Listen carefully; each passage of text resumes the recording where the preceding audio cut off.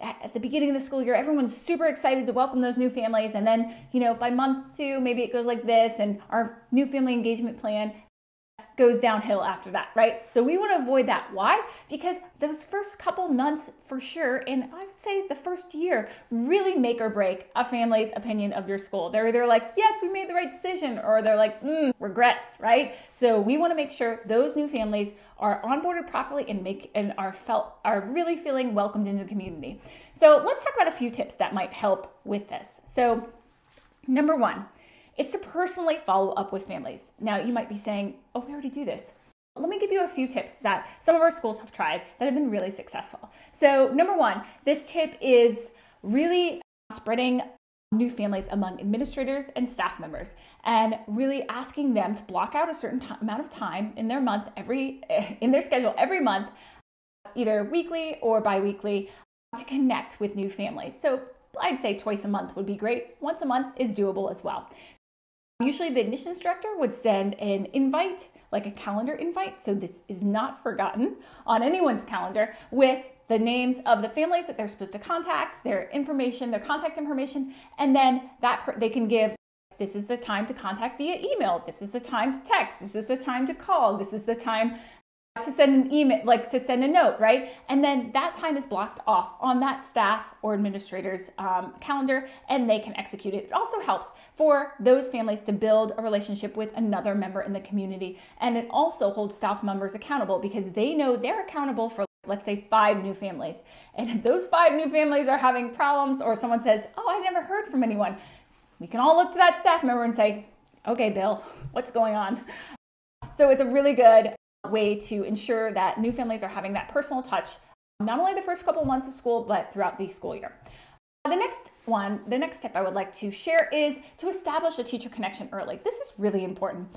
Teachers are incredibly busy, I know that. But with schools who have asked teachers to set aside time and have given teachers that time to connect with new families, those new families are more likely to share their concerns or issues, or ask questions of a new teacher. So if you can give teachers time to connect with new families, especially at the beginning of the school year, maybe an informal conference, a coffee period, where they can really get to know the new families in their class, that will make a huge difference, especially if it's a one-on-one meeting.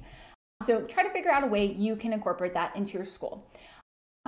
Another tip is to make it easy to find things. So there's nothing worse it's like you're going to a new planet almost. There's this whole culture that you really don't understand. You don't understand the uniform policy. Like, how does carpool work?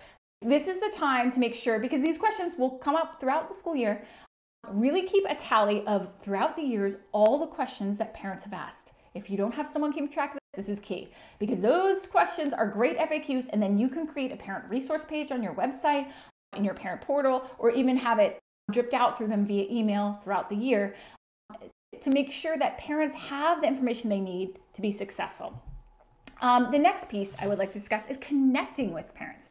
Now, I've seen many different many different things tried, buddy systems, everything like that. There's been some challenges. If you pair a new family with a returning family and try to foster that peer connection, so much can go wrong.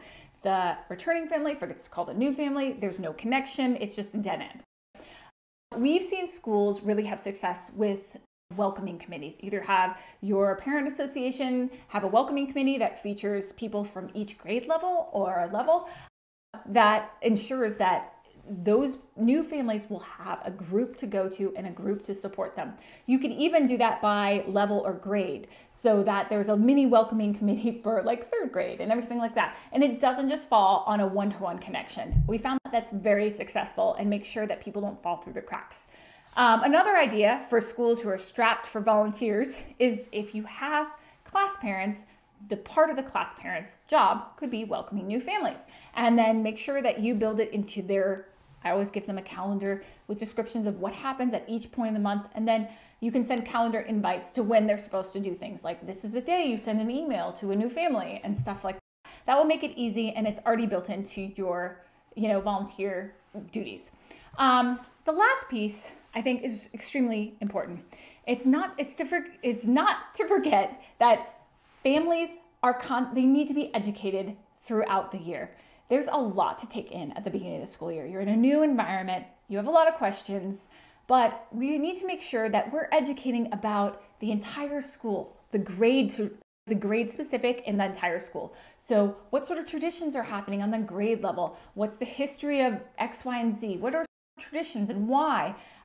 Your current families probably already know all these things, but how are we making sure our new families know that? And that, I think, is really important, to have a really good calendar so that new families a detailed calendar. So if there's an event on there, it says, this is the event, this is what you wear, this is why this event happens, this is who should attend, like really detailed, because new families need to know that information. So an event calendar, and then perhaps a drip email sequence.